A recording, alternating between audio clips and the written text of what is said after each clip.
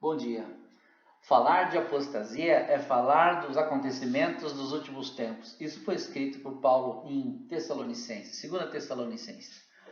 E também está relacionado nos ensinamentos de Hebreus, né? A carta aos Hebreus que nós começamos a estudar semana passada. E isso tem muito a ver com o nosso tempo, porque quando a gente começa a observar o momento que o anticristo será revelado, nós temos a evidência que precede a apostasia. Olha só o que está escrito. Não deixe que ninguém os engane de modo algum. Olha só, Paulo fala, não deixe as pessoas te enganar. Né? Fica firme na palavra, é a palavra que nos protege, é a palavra que é a rocha. Né? Antes daquele dia virá a apostasia e então será revelado o homem do pecado, filho da perdição. Então esse filho da perdição que vai governar o mundo, que nós conhecemos, é o anticristo, está prestes a se levantar. Olha só o caos que nós estamos vivendo, né? É governador que não se entende com o prefeito, que também não se entende com o presidente, que não se entende com o Supremo, que não se entende com o Congresso, que não se entende com o Senado. Então nós estamos vendo pessoas totalmente em direções contrárias, países que não se entendem, mobilizações militares acontecendo nos mares, pelo mundo todo, países quebrados, países na miséria, países com doenças, com pestes, nós estamos vivendo esse período de pandemia, uns falam para ficar totalmente preso, outros falam para você sair, enfrentar a doença. Então o sistema de hospitais, de saúde em colapso, o medo das pessoas começar a morrer nas ruas, morrer dentro de suas casas, em comércio, e aquela coisa instaurada. Então, estamos vivendo esse terror, né? Esse filme de terror.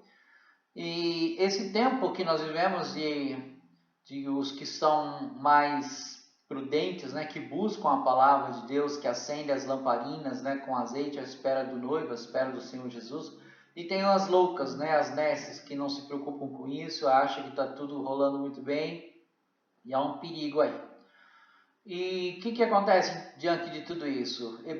A carta aos Hebreus vai nos revelar alguns tópicos a respeito disso, porque é um assunto importante a ser falado, porque a perseverança e fé nesse tempo é algo realmente que vai acender, né, os olhos de Deus para quem realmente é selado, realmente aquele que o ama e que quer viver com ele na sua eternidade. E o que nós vamos falar por isso? Por que nós vamos falar? Nós vamos falar porque precisamos ter a ideia de conscientização para a perseverança na fé, né? Precisamos crescer em Cristo, estar em constante vigilância e confiar nas suas promessas, porque essa necessidade de crescimento espiritual, ela é evidente, ela tem que ser buscada constantemente, né? A palavra fala, nós temos que meditar de dia e de noite, né? Nós temos que inculcar na cabeça dos nossos filhos, falar com eles pelo caminho, ao sentar de manhã, ao sentar na mesa, em todo o tempo. Então, a palavra de Deus, ela tem que estar constantemente em nossa mente, porque o perigo está quando nós tiramos o foco, que é Cristo Jesus. E essa lição de hoje nós vamos também sinalizar a necessidade de vigilância, né, espiritual num tempo de apostasia. A Bíblia fala que nós temos que vigiar e orar. Veja que o vigiar vem primeiro, né? Então, olhos bem abertos, palavra de Deus na mente, no coração, oração, né? Nós temos que estar orando também e observarmos o que está acontecendo ao nosso redor.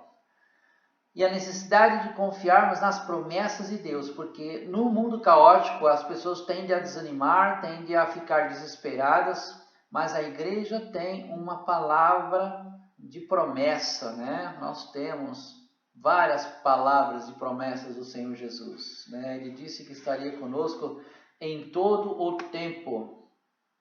E olha o que diz o versículo 1 do capítulo 6. Por isso, deixando os rudimentos da doutrina de Cristo. O que ele está falando aqui? Ó? Vamos deixar o leitinho lá atrás, aquelas coisas básicas, e vamos avançar, vamos subir degraus, vamos crescer, né?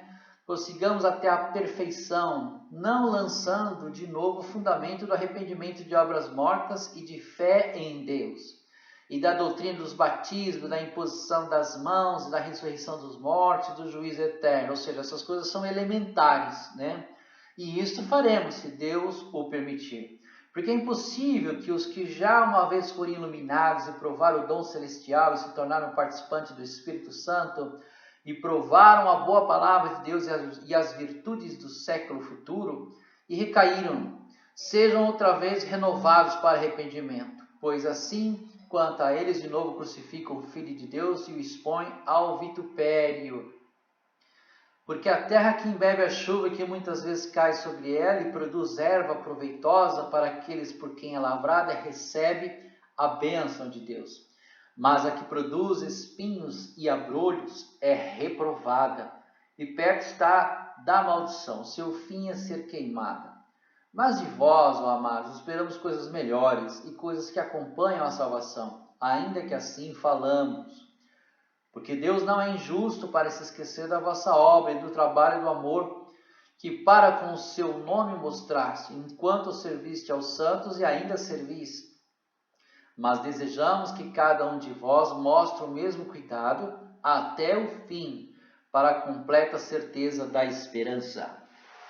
Para que vos não façais negligentes, mas sejais imitadores dos que pela fé e paciência herdam as promessas. Porque quando Deus fez a promessa a Abraão, como não tinha outro maior por quem jurasse, jurou por si mesmo, dizendo: certamente abençoando te abençoarei, e multiplicando te multiplicarei. E assim, esperando com paciência, alcançou a promessa. O texto que nós vamos destacar aí é o 6:12, para que vos não façais negligentes, né? Negligente é aquela pessoa que não dá muita importância, né? Que não é diligente, mas sejais imitadores dos que pela fé e paciência herdam as promessas. Então, existem referências de pessoas aí, né? Temos que imitar essas pessoas que são pessoas que chegaram até o fim e herdaram as promessas, né? Pessoas que podem ser como uma imagem discipuladora, né? E olha, essas pessoas herdaram as promessas. É um caminho a ser trilhado. Devemos ter uma vida de perseverança e fé em tempos de apostasia. Então nós temos que ter perseverança. O que é perseverante? É uma pessoa determinada, né? Que ela tem ali dentro dela aquela vontade de conseguir. E fé em tempos de apostasia. Fé é algo realmente raro, né? A Bíblia fala: porventura haverá fé nos últimos dias, porque o negócio realmente tende a piorar.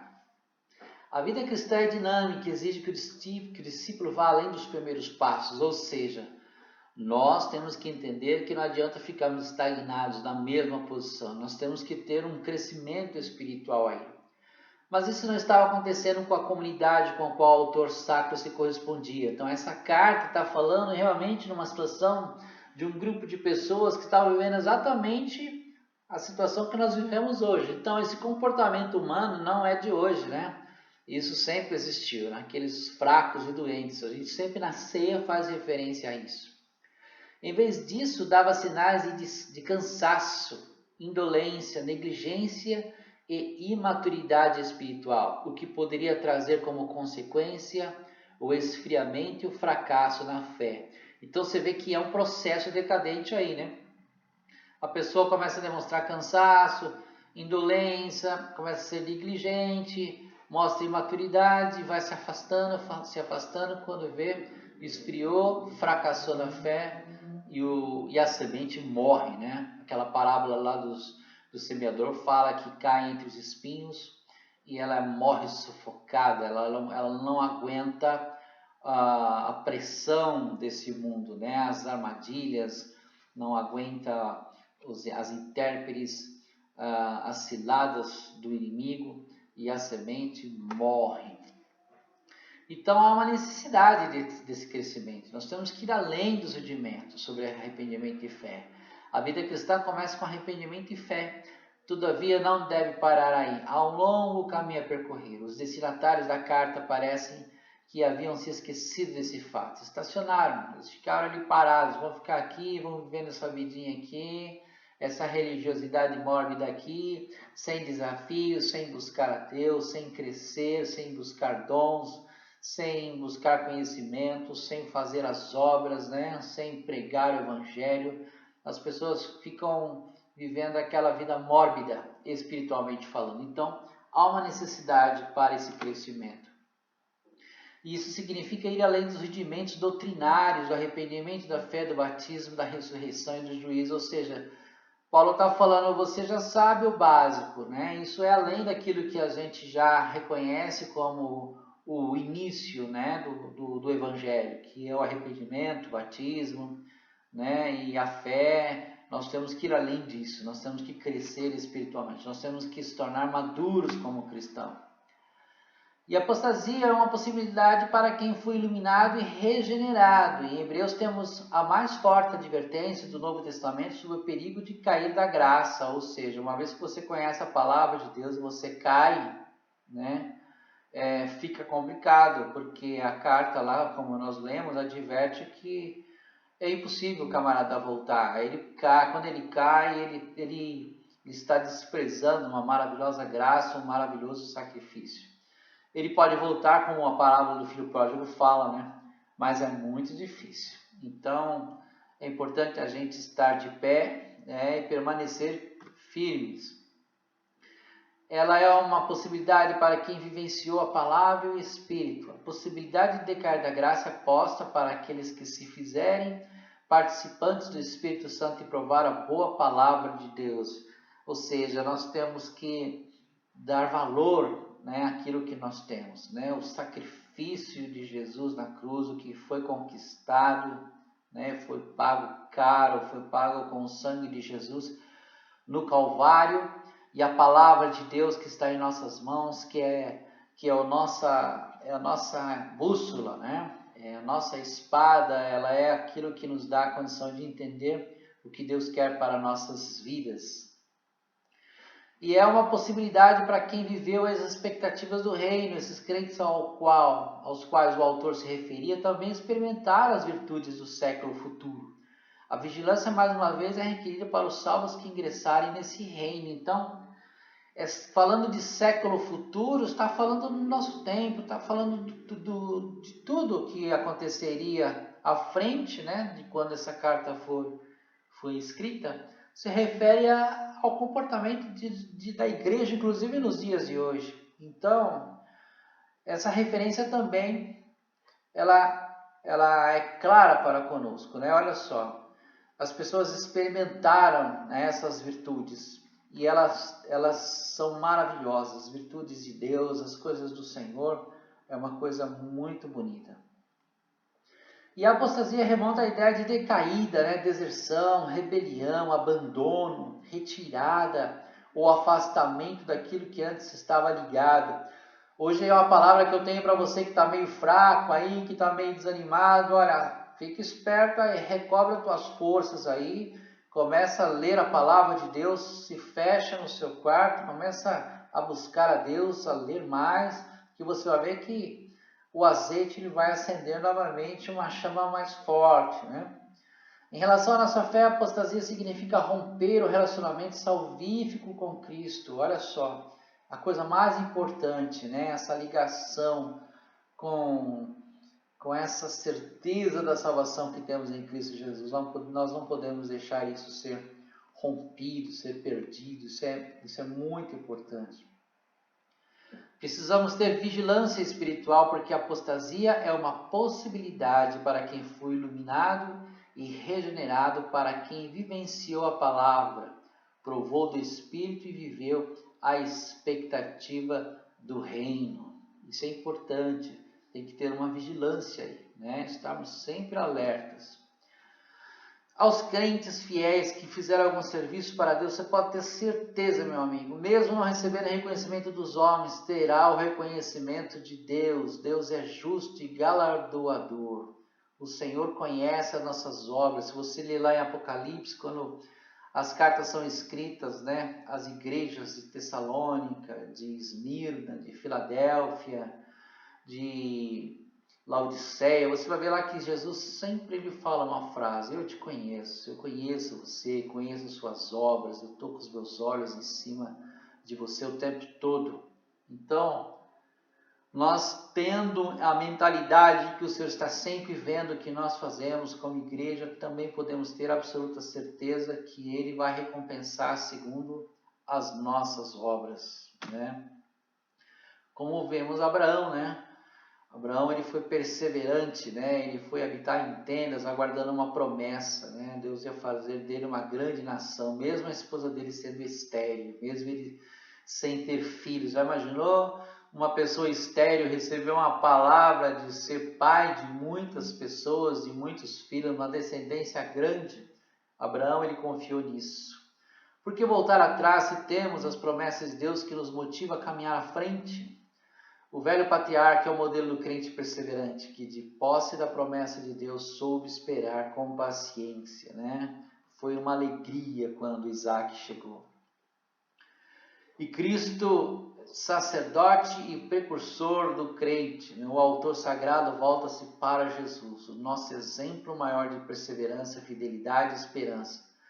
Eu acabei de falar sobre Abraão, mas se nós formos olhar realmente, perseverança é o do Senhor Jesus, que veio com um propósito desde a sua infância, né? Resgatar o homem do pecado, o homem que havia se perdido. Nessa jornada ele se adiantou e foi à nossa frente, tornando nosso precursor. Deus vai na frente abrindo o caminho, quebrando correntes, tirando os espinhos, ordena aos anjos para contigo lutar, ele abre as portas para ninguém mais fechar. É importante nós entendermos que Cristo é o modelo perfeito, é o homem perfeito, é o amigo perfeito, é o filho perfeito, exemplo de submissão, exemplo de obediência. Ele é o Pai da eternidade, é o príncipe da paz, o Senhor Jesus é quem nos dá uma referência clara e nítida do que Deus espera que nós sejamos parecidos, o mais parecido com Jesus. Podemos confiar nas promessas do Senhor, pois à luz da perseverança de Abraão e da fidelidade de Deus, nós chegamos a Cristo, sacerdote e precursor do crente. Então, o sacerdote é aquele que intercede, né? Aquele que trabalha argumentando a favor, né? O que faz a expiação dos pecados, é o que liga o homem para com Deus. Jesus é o sumo sacerdote eterno, nos conhece desde o momento que nós começamos a viver até o dia que nós morremos. E Ele é um sacerdote eterno, até depois, na eternidade, Ele continuará sendo nosso sumo sacerdote. O autor faz fortes exortações em Hebreus. A necessidade de perseverança e vigilância para não se decair da fé. O processo da salvação se firma na entrega e aceitação voluntária a uma dádiva divina. Temos que ser gratos por isso, né? A tudo isso temos que responder com amor, cuidado e zelo. 1 Coríntios capítulo 10, de 7 a 13. Então, nós temos que reconhecer tudo isso que o Senhor Jesus fez para nós, que foi uma coisa muito grande, muito maravilhosa. Que Deus guie os seus passos, esteja nessa semana e que seja uma semana de bênçãos. Nesse tempo onde a apostasia tem se apoderado de muitos, espero que você esteja atento, né? Mesmo que as nossas aulas sejam online, as pregações sejam online, não deixe de ter um tempo com Deus, não deixe de buscá-lo, né? Nós estamos vivendo tempos onde muitos estão caindo, se enfraquecendo, estão se perdendo. Essa é a verdade. Então, que o Senhor Jesus possa abençoar a sua vida, a sua casa e te proteger. Que Deus esteja sempre presente na vida de vocês, meus queridos. Dá um joinha aí e semana que vem nós estudaremos mais uma lição. Um abraço.